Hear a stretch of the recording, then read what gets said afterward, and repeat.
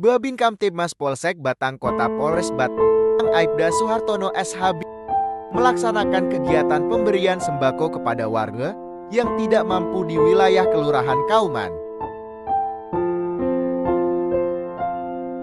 Dalam kegiatan ini Babin Kamtibmas Kauman Polsek Batang Kota memberikan sembako dalam bentuk sembako berupa beras, minyak goreng, gula pasir teh, Indomie kepada warga yang kurang mampu di wilayah Kelurahan Kauman. Kegiatan tersebut diharapkan dapat mempererat tali silaturahim, juga dapat menciptakan kedekatan antara kepolisian dengan masyarakat, terutama warga binaan dari Babin Kamtibmas Polri untuk masyarakat.